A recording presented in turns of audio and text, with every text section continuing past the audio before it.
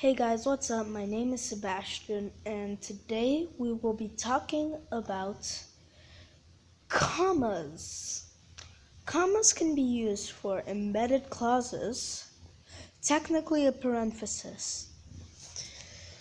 So, a parenthesis, or if you want to say an embedded clause, is basically a piece of information which wouldn't make sense by itself, put in another piece of information to make sense.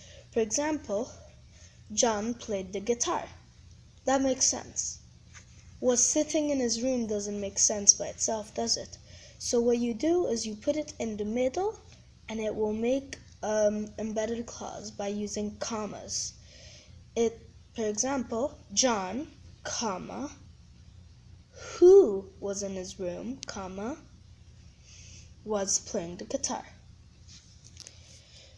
You need to use a comma after the first independent clause when you link two independent clauses with one of the following coordinating conjunctions: and, but, for, or, nor, so, yet.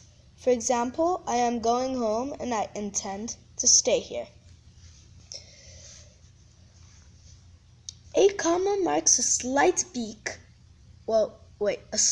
break between different parts of a sentence. Used properly, commas make the difference of a sentence clear by grouping and separating words, phrases, and clauses, okay?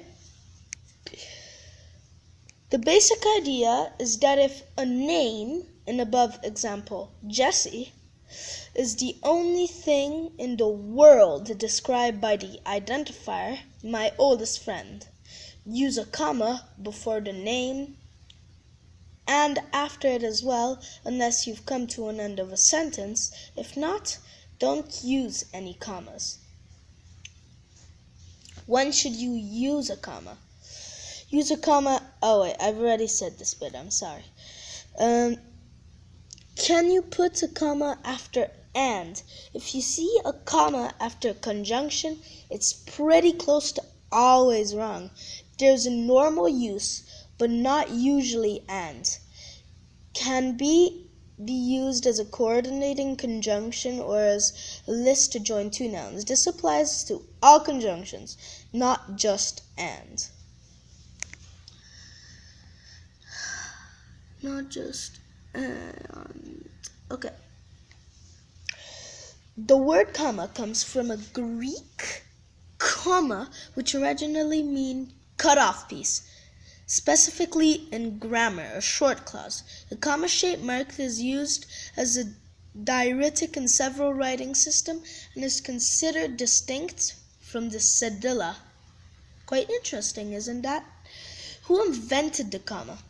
The modern comma descended directly from Italian printer Aldus Manus. He also is responsible for italics and semicolons. The late 40s, when Manus was working, a slash mark, also called a virgule, denotated a pause in a speech. When were the punctuation marks invented? By the 5th century BC, Greek playwrights were using some basic symbols to show how actors should pause.